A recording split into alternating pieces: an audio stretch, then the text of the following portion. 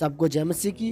रोज की मेरी भविष्यवाणी की पुस्तक पढ़ने के लिए रेड बटन पर क्लिक करके सब्सक्राइब। हालेलुया, सबको जय मसीह की। आइए मेरी भविष्यवाणी की पुस्तक से आज के पवित्र वचन को पढ़ते हैं, जो कि परमेश्वर के दास अपोस्टल अंकुर यूसुफ नरोला जी और परमेश्वर की दासी पास्टर सोनिया यूसुफ नरोला जी के द्वारा लिखी गई है। आज का वचन, शुद्ध मन वाले परमेश्वर को देखेंगे।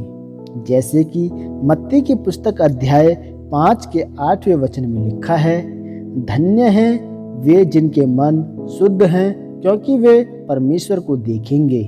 मेरे प्रियो, बाइबल कहती है कि धन्य हैं वे मनुष्य जिनके मन शुद्ध हैं। धन्य का मतलब होता है आशीषित और सुखी। परमेश्वर कहते हैं कि वे व्यक्ति आशीषित है जिनके मन शुद्ध हैं। वह तब भी कहने से नहीं रुकता कि उसके कोड़े खाने से मैं चंगा हो चुका हूँ, जबकि बीमारी के लक्षण अभी भी उसके शरीर में हैं। उसके शुभ समाचार सुनाने से मैं अमीर हो चुका हूँ, जबकि अभी भी उसकी जेब में कोई पैसा नहीं है।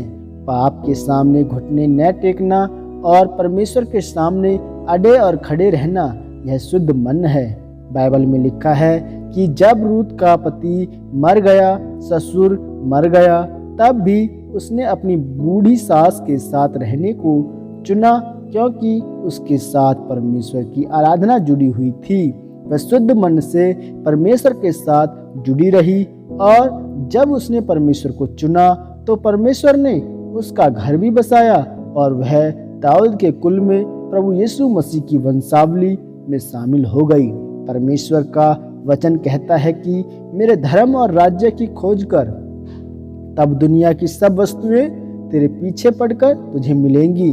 बाइबल कहती है कि तेरे पिता को यह पता है कि तुझे खाने की जरूरत है, और अगर परमेश्वर कौवे को खिला सकता है जो न बोते हैं न काटते हैं, और अगर परमेश्वर घास और फूलों को सजा सकता है, तो क्या वह तेरी जरूरतों को पूरा नहीं कर सकता?